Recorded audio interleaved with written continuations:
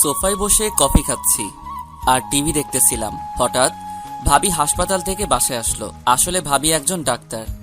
আমি ভাবির দিকে তাকিয়ে আবার চোখ নামিয়ে ফেললাম, কারণ ভাবির পেটের উপর কাপড় ছিল না। আমি প্রায় সময় দেখি ভাবি আমার সামনে দিয়ে এভাবে হাঁটে। তাকে কিছু বলতে পারি না, কারণ তিনি আমার থেকে বড়। আমার দিকে তাকিয়ে একটা মুচকি হাসি দিয়ে রুমে চলে গেল। এবার পরিচয় দেই, আমি স্বাধীন। কিছুদিন আগে পড়ালেখা শেষ করেছি। আমাদের নিজের ব্যবসা আছে। বাবা অফিস দেখাশোনা করে, আমি আম্মু বাসায় থাকি। আরো কিছুদিন পর অফিস দেখাশোনা করব। আমার বড় ভাই বিয়ে করছে, কিন্তু সে এখন বেঁচে নেই। আমার বড় ভাই একটা রোড দুর্ঘটনায় মারা যায় আজ 1 বছর হলো। আগে ভাইয়া বাবার সাথে অফিস দেখাশোনা করত, এখন বাবা একাই দেখাশোনা করে। তাই আমি ভাবছি বাবাকে আর অফিসে যেতে দিব না, আমি নিজে অফিস দেখাশোনা করব। এবার আসি ভাবির কথায়। ভাইয়া মারা যাওয়ার পর ভাবির মা বাবা তাকে নিয়ে যেতে চেয়েছে, কিন্তু ভাবি আমাদেরকে ছেড়ে যাবে না। ভাবি ঢাকার বড় একটা হাসপাতালের ডাক্তার। রাতে সবাই মিলে খাবার খেতে লাগলাম। তখন আব্বু বলল, তা আব্বু কবে থেকে অফিস দেখাশোনা করবে? আব্বু, আম্মু ঠিক বলেছে। আমি আরো কিছুদিন পর অফিস দেখাশোনা করব, তারপর তোমাকে ছুটি দিয়ে দিব। ঠিক আছে, তোর যা ভালো মনে হয়। ভাবি, তুমি আমার রুমে কিছু বলবে নাকি? আসলে তোমার সাথে আমার কিছু কথা আছে। কি কথা ভাবি? তুমি কালকে একটু হাসপাতালে যেতে পারবে? কেন ভাবি? আসলে রাস্তা দিয়ে যাওয়ার সময় রাস্তার বখাটে ছেলেগুলো আমাকে দেখে বাজে কথা বলে। তুমি তো গাড়ি নিয়ে হাসপাতালে যাও, তাহলে ওরা তোমাকে খারাপ কথা বলবে কিভাবে? তারা আমার গাড়ি দাঁড় করিয়ে কথাগুলো বলে। তুমি কিছু বলতে পারো না? আমি কি বলবো? তারা রাস্তার বখাটে ছেলে, যদি কিছু করে বসে আমার, তাই কিছু বলতে পারি না। ঠিক আছে, কালকে তোমাকে নিয়ে আমি হাসপাতালে যাব। ওকে, তাহলে তুমি ঘুমিয়ে পড়ো, আমি রুমে গেলাম। ভাবি চলে যাওয়ার পর আমি ঘুমিয়ে গেলাম। ও, আপনাদের তো ভাবির নামটা বলতে ভুলে গেছি। ভাবির নাম নাদিয়া। সকালে ঘুম থেকে উঠে ফ্রেশ হয়ে নাস্তা করে ভাবি আর আমি গাড়ি নিয়ে হাসপাতালে যেতে লাগলাম। হঠাৎ রাস্তার মাঝে কিছু ছেলে দাঁড়িয়ে গেছে। আমি ভাবিকে গাড়িতে বসিয়ে তাদের সামনে গেলাম। কি হয়েছে এখানে? তোকে বলবো কেন, আমরা তো গাড়ির ভিতরে পাখিটাকে দেখতে আসলাম। ও, তার মানে তোরা প্রতিদিন ওনাকে ডিস্টার্ব করিস? করলে তোর কোনো সমস্যা? তাহলে আজকে দেখি তোরা আমার সামনে ওনাকে টাচ করে দেখা। টাচ করলে তুই কি করবি? আগে করে দেখ, তারপর আমি কি করি তোরা সবাই দেখবি। ওই জীবন গাড়ির ভিতর থেকে পাখিটাকে বের করে নিয়ে আইতো, দেখি ও আমাদের কি করতে পারে। আর যদি কখনো শুনি তোরা ওনাকে রাস্তার মাঝখানে দাঁড় করিয়ে খারাপ কথা বলছিস, তখন তোদের উপরে পাঠিয়ে দিব। কথাটা মনে রাখিস। পরে সবগুলো আমার পা ধরে ক্ষমা চেয়ে চলে গেছে। তারা আর জীবনে এমন কাজ করবে না। তারপর আমি গাড়িতে গিয়ে বসলাম। হঠাৎ ভাবি বলল, কি ব্যাপার স্বাধীন, তোমার হাত থেকে তো রক্ত পড়ছে। হয়তো তারা ছুরি দিয়ে কেটে দিছে। তোমাকে কে বলেছে তাদের সাথে মারামারি করতে? তোমাকে ছাড়া আমি কি নিয়ে বাঁচবো? আমাকে ছাড়া কি নিয়ে বাঁচবেন মানে? মানে তোমাকে ছাড়া আব্বু আম্মু কি নিয়ে বাঁচবে, তাই বলছি। আমি মনে হয় অন্যটা শুনেছি। তুমি এমনিই বেশি শুনো। কথা না বলে বসে থাকো, হাসপাতালে যাওয়ার পর হাতে ব্যান্ডেজ করে দেব। কিছুক্ষণ পর হাসপাতালে চলে আসলাম। এখন আর ভাবি বলবো না, নাম ধরে বলবো। নাদিয়া আর আমি হাসপাতালে ঢুকে নাদিয়ার কেবিনে চলে গেলাম। তারপর ভাবি আমার হাতে ব্যান্ডেজ করে দিল। ভাবির সাথে কিছুক্ষণ কথা বলে বাসায় চলে আসলাম। দেখতে দেখতে আরো 5 দিন চলে গেছে। আজকে থেকে অফিসে যাব, আর এখন থেকে নাদিয়াকে অফিসে যাওয়ার সময় হাসপাতালে দিয়ে অফিসে যেতে হবে। এটা আব্বু আম্মুর আদেশ। সকালে ঘুম থেকে উঠে ফ্রেশ হয়ে রেডি হয়ে নিচে গেলাম। সবাই আমার দিকে হা করে তাকিয়ে আছে। আমি তো কিছুই বুঝতে পারছি না। আমি কি কোনো এলিয়েন নাকি? আমাকে দেখার কি আছে? কি ব্যাপার, তোমরা সবাই আমার দিকে এভাবে তাকিয়ে আছো কেন? তোকে তো আজকে চেনা যাচ্ছে না, তোকে আজকে রাজপুত্রের মতো লাগছে। দেখতে হবে না ছেলেটা কার? ও কি তোমার একা ছেলে? ও আমাদের ছেলে। বস বাবা, নাস্তা কর। ভাবি কোথায়? নাদিয়া রেডি হয়ে আসছে, তুই নাস্তা কর। না, ভাবি আসলে সবাই একসাথে করব। কিছুক্ষণ পর নাদিয়া এসে বলল, আমি রেডি। আমি ভাবির দিকে তাকিয়ে অবাক হয়ে গেলাম। ভাবিকে দেখতে আজকে পরীর মতো লাগছে।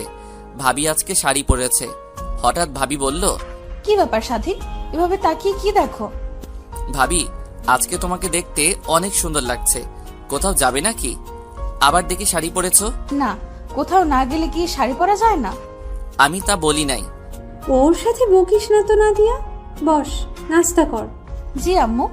নাদিয়া মা, তোমাকে একটা কথা বলার ছিল, কিন্তু এখন বলবো না, কি কথা বাবা? রাতে বলবো। ঠিক আছে বাবা। তারপর নাস্তা করে বাহিরে এসে গাড়ি নিয়ে নাদিয়াকে হাসপাতালে নিয়ে যেতে লাগলাম। তখন ভাবি বলল, আচ্ছা স্বাধীন, তোমার কেমন মেয়ে পছন্দ? হঠাৎ এ কথা বলছো কেন ভাবি? না, এমনি জিজ্ঞেস করলাম। বলো না, কেমন মেয়ে পছন্দ?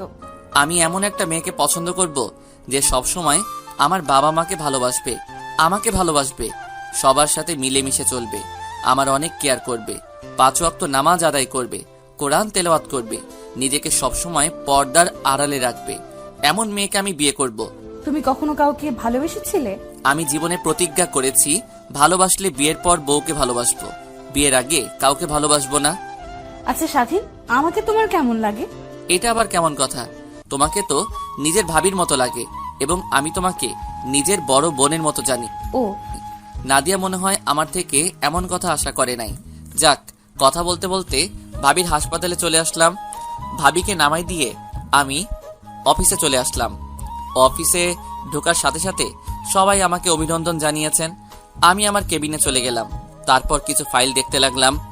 বিকালে অফিস শেষ করে হাসপাতালে চলে আসলাম। এসে সামনে তাকিয়ে আমি অবাক হয়ে গেলাম। দেখি ভাবি একটা ছেলের সাথে হেসে হেসে কথা বলছে। আমার কেমন যেন খারাপ লাগছে। আমার কাছে এমন লাগছে কেন? উনি যার তার সাথে কথা বলুক, তাতে আমার কি? উনি একজন ডাক্তার, সবার সাথে কথা বলতে পারে। আমার গাড়ি দেখে ভাবি ছেলেটাকে বিদায় দিয়ে গাড়িতে এসে বসলো। তারপর ভাবিকে নিয়ে বাসায় যেতে লাগলাম। আজকে প্রথম দিন অফিস কেমন লাগছে? ভালোই, সবাই আমাকে কি সুন্দর করে আপন করে নিছে। ও, আচ্ছা ভাবি, ছেলেটা কে ছিল? তুমি কোন ছেলের কথা বলছো? হাসপাতালের সামনে দাঁড়িয়ে কথা বলছিলে। ও, তুমি ওই ছেলের কথা বলছো? ওর মা অসুস্থ, আজকে তার মায়ের অপারেশন আমি করেছি। তখন সে ছেলেটা বলল তার মা বাঁচবে কিনা, যত টাকা লাগে সে দেবে তার মাকে বাঁচিয়ে তোলার জন্য। ও, তুমি কি বলছো? আমি বলছি মরা বাঁচা আল্লাহর হাতে, আমরা মাত্র উসিল্লা। আল্লাহর কাছে দোয়া ও প্রার্থনা করেন, দেখবেন আল্লাহ আপনার মাকে সুস্থ করে দেবেন। ও, কথা বলতে বলতে বাসায় চলে আসলাম। বাসার ভিতরে ঢুকে আমার রুমে চলে আসলাম। রাতে সবার সাথে খাবার খেয়ে রুমে চলে আসলাম। তারপর কিছুক্ষণ মোবাইল টিপে ঘুমিয়ে পড়লাম। এবার আপনাদের বলি, ভাইয়া বিয়ে করার পরের দিন মার্কেট থেকে আসার সময় গাড়ি দুর্ঘটনায় মারা যায়। আগে ভাইয়ার সাথে ভাবির প্রেম ছিল, আর আমি তেমন ভাবির সাথে কথা বলতাম না, কারণ মেয়েদের সাথে কথা বলতে আমার লজ্জা করে, তাই ভাবির সাথে তেমন কথা বলি নাই। ভাইয়া মারা যাওয়ার পর ভাবির সাথে আস্তে আস্তে কথা বলতে থাকি। নাদিয়ার বয়স বেশি না, আমার থেকে 1 বছরের বড়।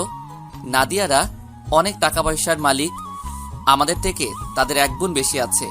নাদিয়ার আম্মু আব্বু মাঝে মাঝে আমাদের বাসায় এসে দেখে যায়। তাদের এত কিছু থাকার পরেও আমাদের সাথে থাকে। মনেতে আকাশ হয়ে রয়েছে ছড়িয়ে, বলো না কোথায় রাখি তোমায় লুকিয়ে। থাকি যে বিবর হয়ে শয়নে স্বপনে, যেও না হৃদয় থেকে দূরে হারিয়ে। আমি যে ভালোবাসি শুধুই তোমাকে। খুব নিশীতে কষ্ট হলে মাথা রেখো চাঁদের কোলে, তবুও যদি কষ্ট থাকে চোখ রেখো আমার চোখে। কষ্ট রেখো না বুকের মাঝে, পাঠিয়ে দিও আমার কাছে। সকালে ঘুমিয়েছিলাম, হঠাৎ ভাবি ডাকতে লাগলো। আসলে ভাবি প্রায় সময় আমাকে সকালে ঘুম থেকে ডেকে উঠায়। আম্মু তেমন আমাকে উঠায় না। সাথে ওঠো। আর একটু ঘুমাই ভাবি। কয়টা বাজে খেয়াল আছে তোমার? কয়টা বাজে ভাবি? 9টা বাজে। আর তোমার সাথে আব্বু কি কথা বলবে, তাড়াতাড়ি উঠে ফ্রেশ হয়ে নাও।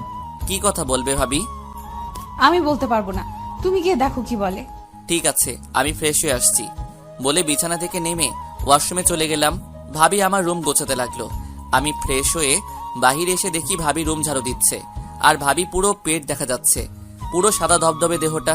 আমি চোখ সরিয়ে নিলাম। আমি বুঝি না ভাবি আমার সামনে এভাবে থাকে কেন। আমি কোনো কথা না বলে রেডি হয়ে নিচে চলে গেলাম। নিচে এসে দেখি আব্বু সোফায় বসে কফি খাচ্ছে আর পেপার পড়ছে। গুড মর্নিং আব্বু।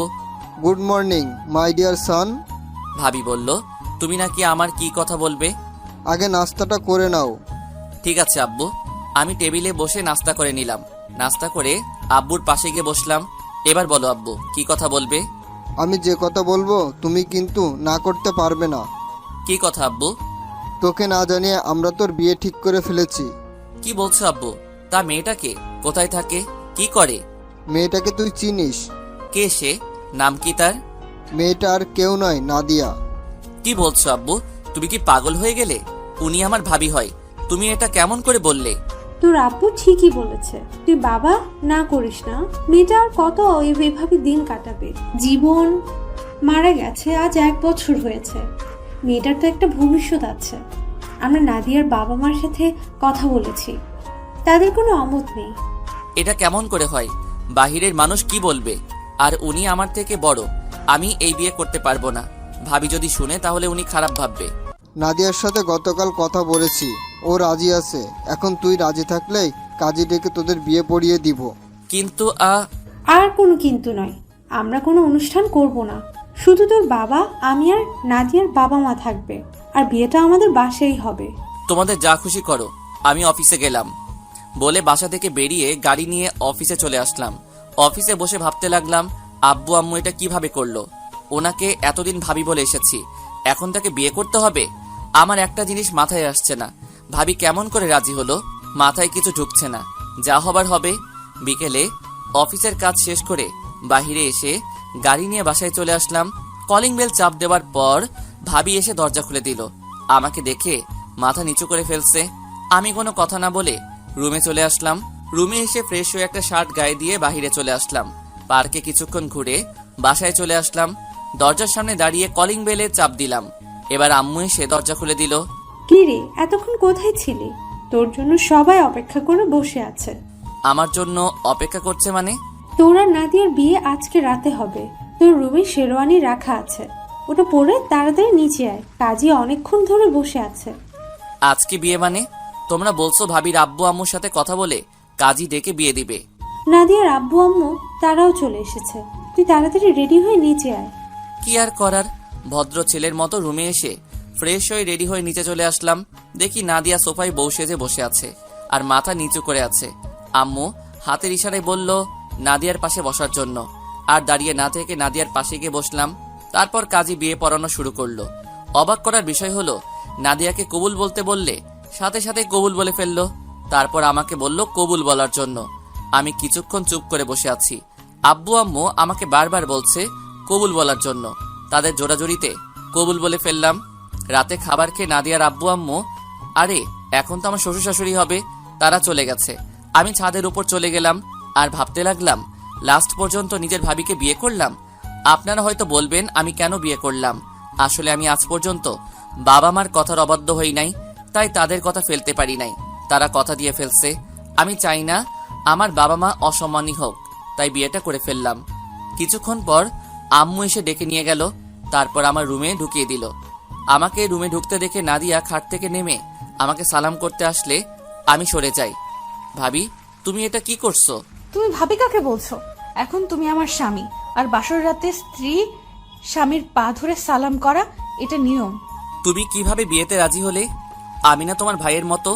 তাহলে তুমি আমাকে বিয়ে করলে কেন?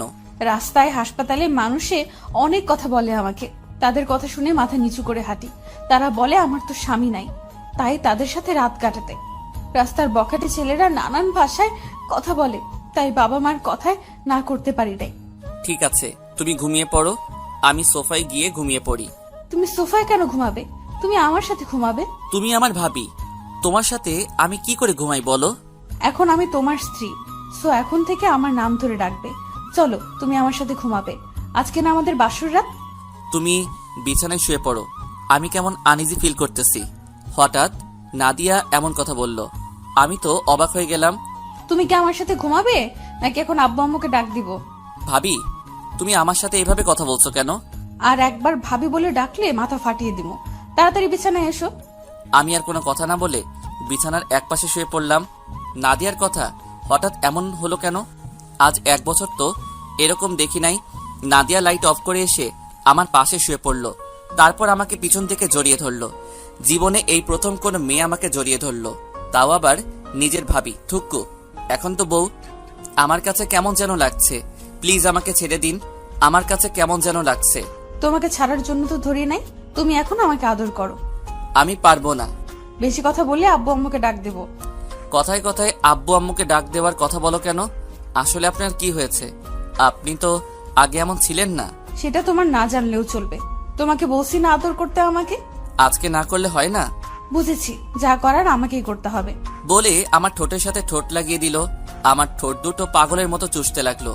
যেভাবে চুষতে লাগলো মনে হয় আমার ঠোঁট দুটো চকলেটের মতো মিষ্টি। কিস করতে করতে আমার শরীরের জামা কাপড় খুলতে লাগলো।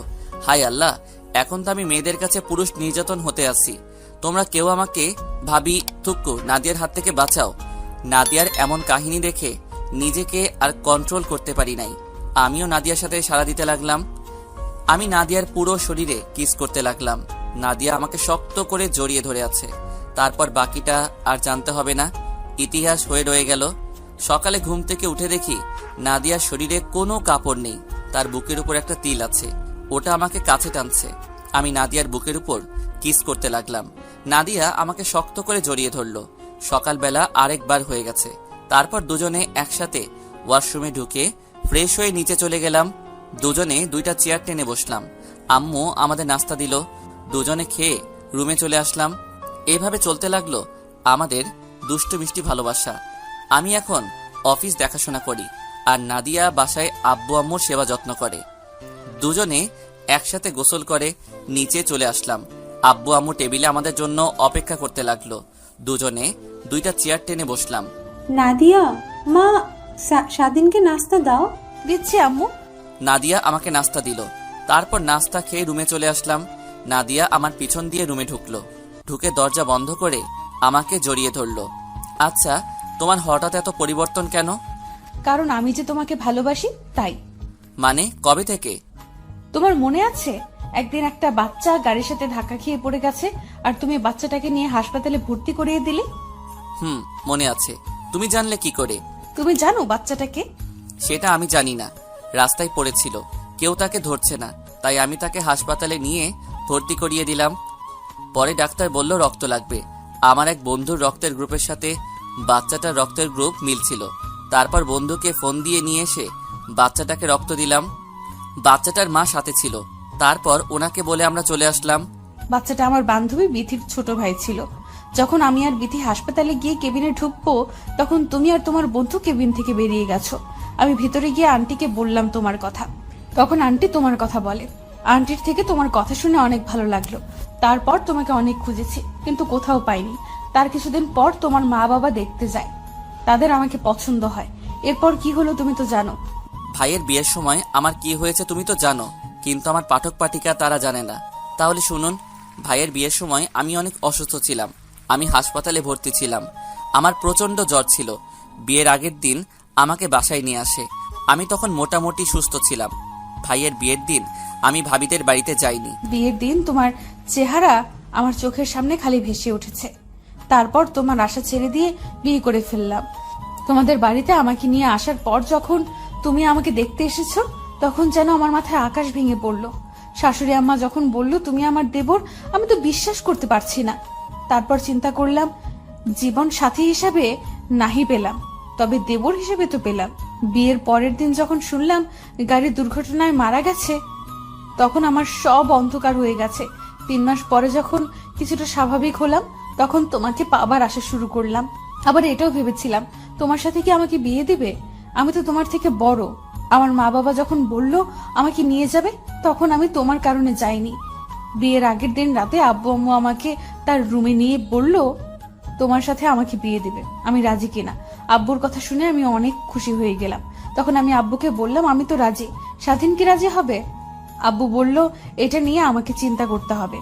স্বাধীন আজ পর্যন্ত আমাদের কথার অবাধ্য হয়নি। তুমি এই নিয়ে চিন্তা করো না, আমরা সব ব্যবস্থা করছি। এরপর কি হলো সব তো তুমি জানো। তাহলে তুমি আমাকে বললে না কেন তুমি আমাকে ভালোবাসো? ভয়ে বলতে পারি নাই। যদি তোমার মা বাবা আমাকে ঘর থেকে বের করে দেয় তখন তো আর তোমাকে দেখবো না। তোমাকে আমার কথায় অনেকভাবে বুঝিয়েছি কিন্তু তুমি বোঝো নাই। ঠিক আছে, এবার আমাকে ছাড়ো। অনেকক্ষণ ধরে ছিলে। দরজা খোলা, কেউ চলে আসবে। না, আমি ছাড়বো না। আমাকে একটা কিস দাও, তারপর ছাড়বো। সকালে ঘুম থেকে উঠে দিছি না? আমার এখন লাগবে। আচ্ছা, তুমি এত রোমান্টিক কবে থেকে হয়েছো? তোমাকে আপন করে পাওয়ার পরে। এখন বেশি কথা না বলে আমাকে একটা কিস করো। কি আর করার, আমি নাদিয়ার মাথা উঁচু করে তার ঠোঁটের সাথে ঠোঁট লাগিয়ে দিলাম। দুজন দুজনকে কিস করতে লাগলাম। প্রায় 5 মিনিট পর ছেড়ে দিলাম। দেখতে দেখতে 7 দিন চলে গেল। আজকে থেকে অফিসে যেতে হবে। নাদিয়াকে সাথে করে নিয়ে যেতে হবে। তাকে হাসপাতালে নামিয়ে দিয়ে আমি অফিসে চলে যাব। সকালবেলা ঘুম থেকে উঠে দুজনে ফ্রেশ হয়ে নাস্তা করে গাড়ি নিয়ে বের হয়ে পড়লাম। নাদিয়া আমার ঘাড়ে মাথা দিয়ে রাখলো আর এক হাত তার হাতের ভিতরে রাখলো। কথা বলতে বলতে নাদিয়ার হাসপাতালে চলে আসলাম। নাদিয়া গাড়ি থেকে নামার আগে এমন কিছু করবে আমি তো কল্পনাও করতে পারিনি। নাদিয়া গাড়ি থেকে নামার আগে আমার ঠোঁটের সাথে তার ঠোঁট এক করে দিল। 2 মিনিট পর ছেড়ে দিয়ে নেমে গেল আর ভিতরে ঢুকার আগে বলে গেল অফিস থেকে দুপুরে হাসপাতালে চলে আসতে, দুজনে একসাথে লাঞ্চ করব। আমি ঠিক আছি বলে গাড়ি নিয়ে অফিসে চলে আসলাম। 7 দিন পরে অফিসে আসলাম।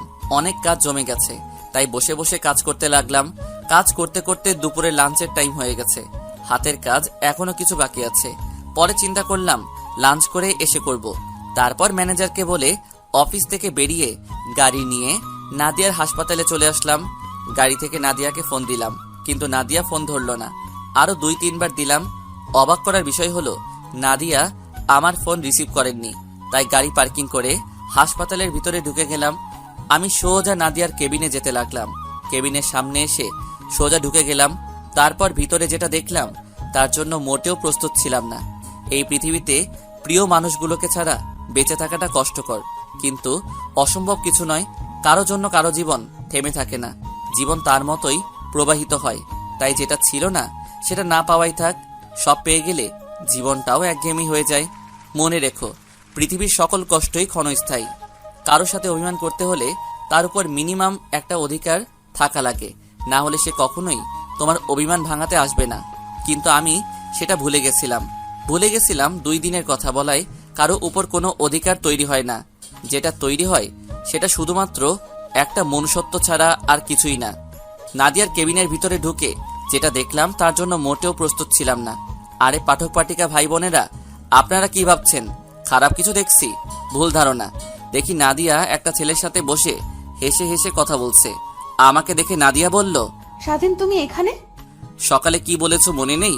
তোমাকে কতগুলো ফোন দিছি, কিন্তু তুমি ফোন ধরো নাই। আসলে রাতে যে মোবাইল সাইলেন্ট করে রাখছি আমার মনে নেই। ওহ, তা উনি কে? ওর নাম আকাশ। তাদের নিজস্ব ব্যবসা আছে। আমার বান্ধবী বিথির হাজবেন্ড। আকাশ অফিসে যাওয়ার সময় আমার সাথে দেখা করতে এসেছে। ও আকাশ ও স্বাধীন আমার কলিজা, আমার প্রাণ, আমার সবকিছু, মানে আমার হাজবেন্ড। তুমি বিয়ে করেছো আমাকে আর বিথিকে তো বলো নাই, আর ওকে দেখতে মনে হচ্ছে তোমার বয়সে ছোট। আসলে সব হঠাৎ করে হয়ে গেছে। আর ছোট হয়েছে তো কি হয়েছে, মাত্র 1 বছরের ছোট বড়, এটা কোনো বিষয় না। তুমি স্বাধীনের সাথে পরিচিত হও। হাই, আমি আকাশ। নাদিয়া তো আমার বিষয়ে বলেছে। আমি স্বাধীন। আমার নামও বলেছে সাদিয়া। বর্তমানে নিজেদের অফিস দেখাশোনা করি। ও, তো ঠিক আছে নাদিয়া, আমি বাসায় যাচ্ছি। দেরি হলে তোমার বান্ধবী আমার খবর করে ছাড়বে। ঠিক আছে দুলা ভাই, আপনি তাহলে যান। সময় পেলে অবশ্যই আসবেন আমার শ্বশুর বাড়ি। প্রথম কথা হলো আমাকে দুলাভাই বলে ডাকা যাবে না, আমার নাম ধরে ডাকবে। আমরা কিন্তু সমবয়সী। ঠিক আছে, সময় পেলে অবশ্যই তোমার শ্বশুর বাড়ি থেকে ঘুরে আসবো। বিথিকে সাথে করে নিয়ে আসবেন। ও যদি জানতে পারে তাকে না জানিয়ে বিয়ে করছি, তাহলে আমাকে আস্থা রাখবে না। আচ্ছা ঠিক আছে, নিয়ে আসবো। তো স্বাধীন সাহেব, ভালো থাকবেন, পরে আবার কথা হবে। প্রথম কথা হলো আমাকে সাহেব বলা যাবে না। আমার নাম ধরে ডাকলে খুশি হব, আর আমি কিন্তু আপনার থেকে ছোট। ওকে, সমস্যা নেই। আচ্ছা, তোমরা ভালো থাকো। আকাশ কেবিন থেকে বেরিয়ে যাওয়ার পর নাদিয়া দৌড়ে এসে আমাকে জড়িয়ে ধরলো আর বলতে লাগলো, সরি কলিজা, আমার ভুল হয়ে গেছে। আমার মোবাইল সাইলেন্ট ছিল, তুমি রাগ করো না। আমি রাগ করি নাই। ঠিক আছে চলো, দুজনে বাহিরে গিয়ে লাঞ্চ করে আসি। ঠিক আছে চলো। তারপর নাদিয়াকে নিয়ে হাসপাতাল থেকে বেরিয়ে গাড়ি নিয়ে একটা রেস্টুরেন্টে চলে গেলাম। তারপর দুজনে খাবার খেয়ে রেস্টুরেন্ট থেকে বেরিয়ে গাড়ি নিয়ে নাদিয়াকে হাসপাতালে দিয়ে আমি অফিসে চলে আসলাম। এভাবে দেখতে দেখতে আরো 2 মাস চলে গেছে। আমাদের ভালোবাসা আগের মতোই আছে। কেউ কাউকে ছাড়া থাকতে পারি না। এখন নাদিয়া নিজে গাড়ি চালিয়ে হাসপাতালে যাওয়া আসা করে।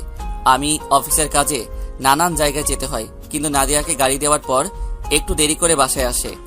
আমরা কিছু বললে হাসপাতালে প্রচুর রোগী, তাই আসতে লেট হয়। আপনারা আবার ভাইবেন না, আমাদের ভালোবাসা কমে গেছে। ভালোবাসা আগের মতোই আছে। বেশি রাত করে আসলেও তার রোমান্টিকতা একটু কমে নাই। সকালে ঘুম থেকে উঠে দেখি নাদিয়া আমাকে জড়িয়ে ধরে আছে। তার চেহারার দিকে তাকালে আমি সবকিছু ভুলে যাই। কেমন একটা মায়া আছে নাদিয়ার চেহারায়। আমি নাদিয়ার কপালে একটা দিয়ে উঠতেই নাদিয়া আমাকে টান দিয়ে খাটে ফেলে ঠোঁটের সাথে ঠোঁট এক করে দিল। তার মানে এতক্ষণ নাদিয়া জেগেছিল। প্রায় 5 মিনিট পর ছেড়ে দিয়ে দুজনে হাঁপাতে লাগলাম। এটা কি হলো? কেন, তোমার কাছে ভালো লাগে না? এমন একটা সুন্দরী বউয়ের কিস পেলে কার না ভালো লাগে? ও তাই, তাহলে এখন আরেকবার দিব। এখন না, অফিসে যেতে হবে। আজকে অফিসে কিছু লোক নিব, তাই তাড়াতাড়ি যেতে হবে। তোমার খালি কাজ, আমিও তোমাকে এখন সময় দিতে পারি না। কি করব বলো, হাসপাতালে অনেক রোগী, তাদের সেবা যত্ন করা আমাদের দায়িত্ব। আমি কি তোমাকে কিছু বলেছি? আমি চাই তুমি সব সময় মানুষের সেবা যত্ন করে যাও। তুমি তো জানো আমি গরিব দুঃখী মানুষের সেবা বিনামূল্যে করি, তাদের কষ্ট আমার সহ্য হয় না। আমি তো জানি আমার জানুটা কেমন। এবার উঠো। তারপর দুজনে উঠে ফ্রেশ হয়ে নাস্তা করে বাসা থেকে বেরিয়ে আমি গাড়িতে উঠতে গেলে নাদিয়া দৌড়ে এসে আমার কপালে চুমু দিয়ে গাড়ি নিয়ে চলে যায়। আমি মনে মনে বললাম, পাগলি একটা। তারপর আমি গাড়ি নিয়ে অফিসে চলে আসলাম। সবাই দাঁড়িয়ে সালাম দিল। আমি সবাইকে বসতে বলে নিজের কেবিনে চলে আসলাম।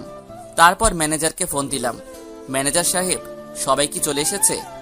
জি স্যার, আমি কি একজন একজন করে পাঠিয়ে দিব? ওকে, ঠিক আছে, দিন। Okay sir.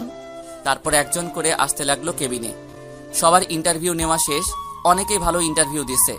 অফিসে লোক লাগবে 5 জন, কিন্তু ইন্টারভিউ দিতে আসছে 20 জন। তারপর ভালো দেখে 5 জন রাখলাম। ইন্টারভিউ নিতে নিতে লাঞ্চের টাইম হয়ে গেছে, তাই ভাবলাম নাদিয়াকে একটা সারপ্রাইজ দিব। মানে তাকে ফোন না দিয়ে তার হাসপাতালে যাব। যেই ভাবা সেই কাজ। অফিস থেকে বেরিয়ে গাড়ি নিয়ে নাদিয়ার হাসপাতালে চলে গেলাম। গাড়ি পার্কিং করে হাসপাতালে ঢুকে তার কেবিনে যেতে লাগলাম। এখানে হাসপাতালের সবাই আমাকে চিনে। আমি নাদিয়ার জামাই। আমি সোজা নাদিয়ার কেবিনে ঢুকে অবাক হয়ে গেলাম। দেখি নাদিয়া মনমরা হয়ে বসে আছে। আমাকে তার কেবিনে দেখে দৌড়ে এসে জড়িয়ে ধরে কান্না করে দিল। আমি তো কিছুই বুঝতে পারছি না। নাদিয়া জানো, কি হয়েছে তোমার? তুমি কান্না করছো কেন? আজকে হাসপাতালে আসতে ওই দিনের ছেলেগুলো আমার গাড়ি দাঁড় করিয়ে আমার। কি করেছে আমাকে বলো নাদিয়া। তাহলে শোনো। তাহলে চলুন, কি হয়েছে ওখান থেকে ঘুরে আসি। নাদিয়া বলতে লাগলো, আমি গাড়ি চালিয়ে হাসপাতালে আসতেছিলাম, তখন ছেলেগুলো আমার গাড়ির মাঝখানে দাঁড়িয়ে গেল। আমি গাড়ি দাঁড় করালাম, তখন একটা ছেলে বলল, পাখি গাড়ি থেকে নেমে আসো। আরে পাখি, বসে আছো কেন? শুনছি তুমি নাকি আরেকটা বিয়ে করছো, তাও আবার দেবরকে। তো তোমার দেবর ঠিকভাবে দিতে পারে? না পারলে আমাদের বলো, আমরা খুশি করে দিব। আপনাদের ঘরে মা বোন নেই? রাস্তায় একটা মেয়ের গাড়ি দাঁড় করিয়ে এসব কথা বলতে লজ্জা করে না? ঘরে মা বোন সবাই আছে, শুধু কারোর বউ নেই। আমাদের কোনো লজ্জাও নেই। যদি তোমার জুনিয়র জামাই না পারে, আমাদের কাছে এসো। তখন আমি গাড়ি চালিয়ে হাসপাতালে চলে আসলাম। এসে সকাল থেকে অনেক কান্না করেছি। আমি নাদিয়াকে শক্ত করে জড়িয়ে ধরে বললাম, আমি থাকতে তোমার কেউ কিছু করতে পারবে না, আমার উপর ভরসা রাখো। তারপর নাদিয়াকে নিয়ে হাসপাতাল থেকে বেরিয়ে গাড়ি নিয়ে আগে একটা রেস্টুরেন্টে ঢুকে খাবার খেয়ে বাসায় যেতে লাগলাম। বাসায় যাওয়ার সময় একজনকে ফোন। কাকে ফোন দিলাম কিছুক্ষণ পর জানতে পারবেন। তারপর গাড়ি চালিয়ে বাসায় যেতে লাগলাম আর ড্রাইভারকে ফোন দিয়ে বললাম নাদিয়ার হাসপাতালের সামনে থেকে আমার গাড়িটা নিয়ে বাসায় যেতে। যেতে যেতে হঠাৎ সকালের ছেলেগুলো গাড়ির সামনে দাঁড়িয়ে গেল। নাদিয়ার সাথে আমাকে দেখে বলল, কি ব্যাপার পাখি, সকালে দেখলাম একা গেছো, এখন দেখছি জুনিয়র জামাইকে সাথে নিয়ে আসছো। আমার মনে হয় সকালের কথাগুলো তার জামাইয়ের কাছে বলেছে, এখন মনে হয় তার স্বামী আমাদের কাছে পাখিকে নিয়ে আসছে। তাদের কথা শুনে গাড়ি থেকে একটা রড বের করে সবগুলোকে ইচ্ছে মতো মারতে লাগলাম। সবগুলো মায়ের খেয়ে রাস্তায় গড়াগড়ি খাচ্ছে। হঠাৎ পুলিশের গাড়ি চলে আসলো। স্বাধীন, ওদের ছেড়ে দেই, ওরা মারা যাবে। আমাকে ছেড়ে দেয় রাসেল, আজকে আমি ওদের মেরেই ফেলবো। আমার বউকে এসব কথা বলার সাহস ওরা কোথায় পেল? শোন, আইন নিজের হাতে তুলে নিস না, তুই ওদের আমার কাছে ছেড়ে দে, ওদের ব্যবস্থা আমি নিজ হাতে করব। রাসেলের কথায় ওদেরকে ছেড়ে দিলাম। রাসেল ওদের গাড়িতে উঠাই নিয়ে গেল। এবার আপনাদের বলি, আমি গাড়ি থেকে রাসেলকে ফোন দিলাম। রাসেল কিছুদিন হলো পুলিশের চাকরিতে জয়েন করেছে। সবথেকে বড় কথা হলো রাসেল আমার কলেজের বন্ধু। তো যাই হোক, গাড়িতে আসার পর নাদিয়া আমার পুরো শরীর দেখতে লাগলো। কি করছো তুমি? তোমার কোথাও লাগেনি তো? আরে আমার কোথাও লাগে নাই, যে মাইট দিছি মনে হয় না একমাত্র বিছানা থেকে উঠতে পারবে। আমি অনেক ভয় পেয়ে গেছি, যদি ওরা তোমার ক্ষতি করতো। ওরা আমার কিছু করতে পারবে না। তারপর কথা বলতে বলতে বাসায় চলে আসলাম। বাসায় এসে কলিং বেল চাপ দিলাম। আম্মু এসে দরজা খুলে দিল। আমাদের দুজনকে দেখে আম্মু হয়তো অবাক হয়ে গেছে। কি রে, দুজনে আজকে এত তাড়াতাড়ি চলে আসলি যে? শরীর খারাপ নাকি তোদের? শরীর ঠিকই আছে, এমনি চলে আসলাম। ঠিক আছে, তাহলে তোরা রুমে গিয়ে ফ্রেশ হয়ে নে। ঠিক আছে আম্মু। আমি আর নাদিয়া রুমে চলে আসলাম। দুজনে একসাথে ফ্রেশ হয়ে বেরিয়ে আসলাম। তারপর নাদিয়া যেটা করলো আমি তো অবাক হয়ে গেলাম।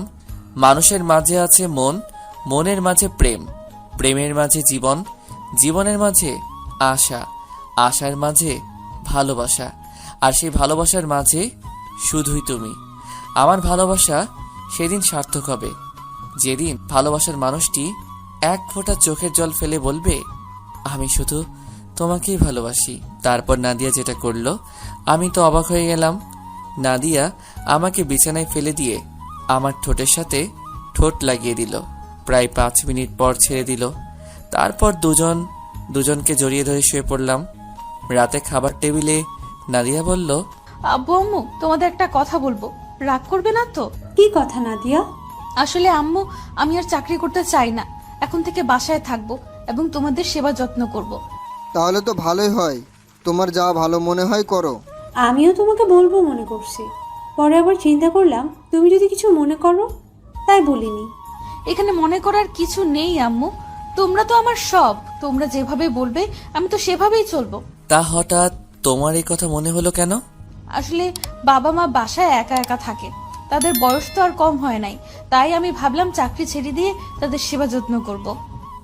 ও, তারপর রাতের খাবার খেয়ে রুমে চলে আসলাম। আমি গিয়ে বিছানায় শুয়ে পড়লাম। নাদিয়া আমাকে পিছন থেকে জড়িয়ে ধরলো। ওই, আমাকে আদর করো না কেন? তুমি জানো না তোমার আদর না পেলে আমার ঘুম আসে না? তোমাকে আদর করবো না তো কাকে করবো জানো? যদি আদর করবে তাহলে ওই দিকে ফিরে শুয়ে আছো কেন? আচ্ছা বাবা, সরি। আসো, তোমাকে এবার আদর করি। আমি না তোমার মতো কিউট একটা ছেলে চাই। না, তোমার মতো সুন্দরী একটা মেয়ে চাই আমি। না, ছেলে চাই। না, মেয়ে চাই। ঠিক আছে, আল্লাহ যেটা দিবে তাতেই খুশি। এখন বলো, ছেলে হলে কি নাম রাখবে আর মেয়ে হলে কি নাম রাখবে? ছেলে হলে নাম রাখবো রিমন, আর মেয়ে হলে নাম রাখবো রাইসা। খুব সুন্দর নাম, আমার অনেক পছন্দ হয়েছে। কিন্তু আমার যে অনেক কষ্ট করতে হবে। করতে হলে করবে। তাহলে আসো, মিশন শুরু করে দেই। তোমার লজ্জা করছে না? সব পাঠক পাঠিকারা শুনছে আর দেখতে আসছে। ও মা, তারা দেখলে সমস্যা কোথায়? তারা আমাদের এসব দেখে শিখবে কেমন করে বউকে আদর করতে হয়। তারা না শিখলে তো জীবনে বাবা ডাক শুনতে পাবো না। তোমার মুখে কিছুই আটকায় না। আমি জানি আমার পাঠক পাঠিকারা কাউকে কিছু বলবে না, তারা অনেক ভালো। তাদের দেখে বোঝা যাচ্ছে সবগুলো লুচ্ছা। ওই, তুমি আমার পাঠক পাঠিকাদের লুচ্চা বলছো কেন? লুচ্চা নয় তো কি? এতক্ষণ ধরে আমরা কি কথা বলছি সব কান পেতে শুনতে আছে। ঠিক আছে, তাহলে আমি লাইটটা অফ করে দেই, তাহলে অন্ধকারে কিছু দেখবে না। আমি লাইটটা অফ করে দিয়ে নাদিয়াকে জড়িয়ে ধরে তার পুরো শরীরে কিস করতে লাগলাম। নাদিয়া আমাকে শক্ত করে জড়িয়ে ধরে আছে। আস্তে আস্তে নাদিয়ার পেটের উপর কাপড়টা সরিয়ে কিস করতে লাগলাম। নাদিয়া আমার মাথার চুল খামচে ধরল। তার নাদিয়ার নাভির নিচে আসতে লাগলাম। ও মা, নাদিয়া তো ঠিকই বলেছে, আমার পাঠক পাঠিকারা অনেক লুচ্চা। আমরা বউ জামাই কি করছি সব কিছু দেখছে, অনেক দেখছেন। আর দেখা লাগবে না। আমি এখন সন্তান আনার মিশনে আছি। বিয়ে করে জেনে নিবেন তারপর কি করেছি আমরা। তো দেখতে দেখতে আরো 1 মাস চলে গেল। আমি এখন অফিসের কাজে ব্যস্ত থাকি। নাদিয়া বাসায় আব্বু আম্মুর সেবা যত্ন করে। আমার আর নাদিয়ার ভালোবাসা আগের মতো আছে। একদিন অফিস থেকে দুপুরে বাসায় এসে কলিং বেল চাপ দিলাম। কাজের লোক এসে দরজা খুলে দিল। আমি ভিতরে ঢুকে তো অবাক হয়ে গেলাম। দেখি নাদিয়া রাসেলের সাথে কথা বলছে সোফায় বসে। রাসেল আসবে আমাকে তো বলে নাই। নাদিয়া আমাকে দেখে বলল, কি ব্যাপার, তুমি আজকে দুপুরে চলে আসলে যে? অফিসে তেমন কাজ ছিল না, তাই ভাবলাম বাসায় চলে যাই। এসেছো, ভালো করেছো। দেখো কে এসেছে। কিরে, তুই কখন আসলি? আমাকে তো জানালি না। আসলে আমি জানতাম না যে তুই অফিসে, আমি মনে করছি তুই বাসায়, তাই ভাবলাম তোকে সারপ্রাইজ দেব। কিন্তু বাসায় এসে দেখি ভাবি আর তোর আঙ্কেল আন্টি। আমি তোমাকে ফোন দিতাম, কিন্তু তার আগে তুমি চলে আসলে। তা কি মনে করে আসলি? তুই তো এখন আগের মতো আমাদের বাসায় আসিস না।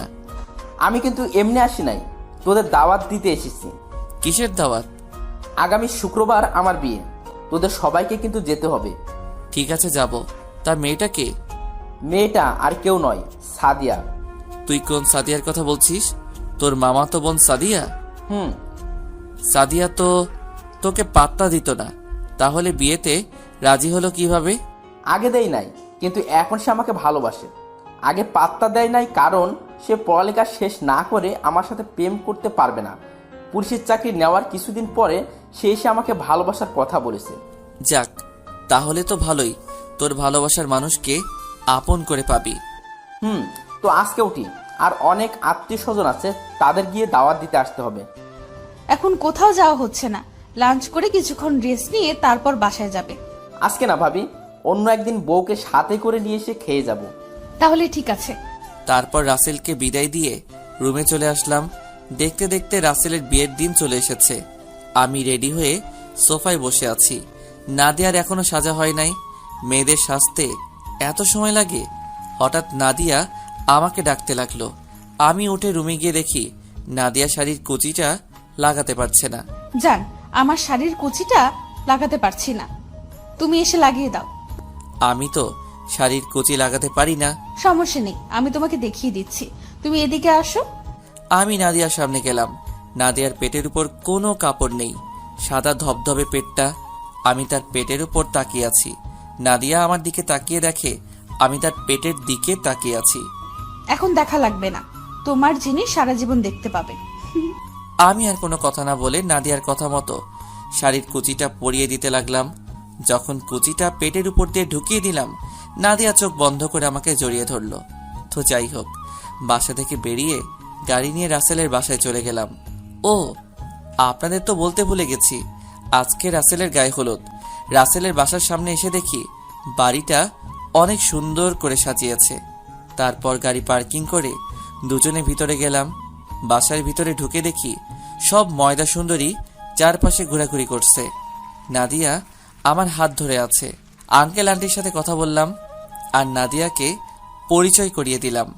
আন্টি নাদিয়াকে ভিতরে নিয়ে গেল আর আমাকে বলল রাসেল তার রুমে আছে। আমি আর দাঁড়িয়ে না থেকে রাসেলের রুমে চলে আসলাম। এসে দেখি শালা হবু বউয়ের সাথে ফোনে কথা বলছে। আমি পিছন থেকে গিয়ে মোবাইলটা হাতে নিয়ে কেটে দিলাম। কিরে শালা, কালকে তো একেবারে নিয়ে আসবি, তাহলে এত কথা বলার কি প্রয়োজন? আমি ওরে ফোন দিই নাই, ও নিজেই খালি ফোন দেয়। ও, তা তুই কখন আসলি? ভাবি আসে নাই? আন্টি নাদিয়াকে নিয়ে তাদের রুমে গেছে। তো তোর অনুষ্ঠান কখন শুরু হবে? এই তো কিছুক্ষণ পর, তুই নিচে যা, আমি রেডি হয়ে আসতেছি। আচ্ছা ঠিক আছে। আমি আর কোনো কথা না বলে রাসেলের রুম থেকে বেরিয়ে নিচে চলে আসলাম। নিচে এসে যেটা দেখলাম সেটা দেখে মাথা পুরো গরম হয়ে গেল। নিচে এসে দেখি নাদিয়াকে কিছু ছেলে ডিস্টার্ব করছে। নাদিয়ার শরীরের নানান জায়গায় হাত দেওয়ার চেষ্টা করছে। নাদিয়া দাঁড়িয়ে কান্না করছে। চলুন ছেলেগুলো নাদিয়াকে কি বলছে শুনে আসি। এই সুন্দরী, তোমার বাড়ি কোথায়? তোমাকে দেখতে না ভেরি সেক্সি লাগছে। আমাদের সাথে যাবে? তোমাকে পুষিয়ে দিব। এরকম ছিল তাদের কথাগুলো। আমি পিছন থেকে গিয়ে সবগুলোকে মারতে লাগলাম। বাড়ির সব আত্মীয় স্বজন এক হয়ে গেছে।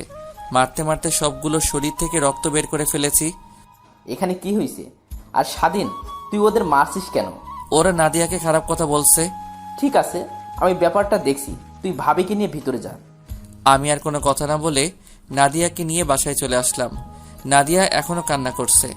বাসায় এসে কলিং বেল চাপ দিলাম। কাজের লোক এসে দরজা খুলে দিল। আমি আর নাদিয়া নিজের রুমে চলে আসলাম। নাদিয়া কোনো কথা না বলে ওয়াশরুমে চলে গেল।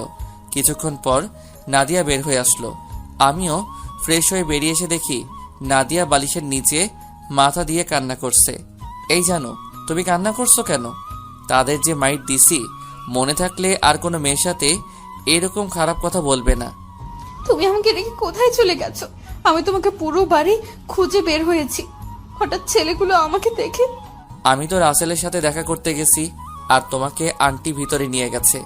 তুমি ভিতর থেকে বেরিয়ে আসলে কেন?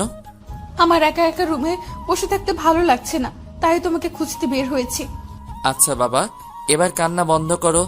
যা হবার তা হয়ে গেছে, এখন আর কান্না করো না। আমাকে তুমি শক্ত করে জড়িয়ে ধরো। আসো। তারপর নাদিয়াকে শক্ত করে জড়িয়ে ধরলাম। নাদিয়াও আমাকে জড়িয়ে ধরলো। হঠাৎ করেই নাদিয়ার ঠোঁটে ঠোঁট লাগিয়ে দিলাম। দুজনে দুজনকে কিস করতে লাগলাম। তারপর হারিয়ে গেলাম স্বপ্নের পৃথিবীতে। ওই মেয়েরা আর কি দেখবেন? অনেক তো দেখেছেন, আর কিছু দেখা লাগবে না। আপনারা আসলে অনেক লুচু, মানে লুচ্চা। আকের স্বামী স্ত্রীর রোম্যান্স দেখেন 5 বছর পর। ও বেবি কাম কাম কাম তুমি। হঠাৎ রিমনের মুখে এই গান শুনে আমি তো অবাক হয়ে গেলাম। তার মানে রিমন হিরো আলমের ভক্ত, কিন্তু ও এই গান কোথায় শুনছে? বাবা, তুমি এই গান কোথায় শুনছো? এটা তো তোমার মোবাইলে শুনেছি বেবে। তুমি জানো এই গান শুনে তোমার আম্মু 3 ঘন্টা জ্ঞান হারা ছিল? কেন আব্বু? সেটা তো বাবা বলতে পারবো না। শুনেছি আরো অনেক মানুষের তোমার আম্মুর মতো অবস্থা হয়েছে। কিন্তু আব্বু, আমি তো মোহনাকে এই গান শুনিয়েছি, কিন্তু ওর তো কিছু হয় নাই। ও তো ছোট মানুষ, তাই ওর কিছু হয় নাই। তুমি এসব গান আর শুনো না বাবা, তুমি ঠিক মতো পড়ালেখা করো। ঠিক আছে আব্বু। রিমন চলে গেল।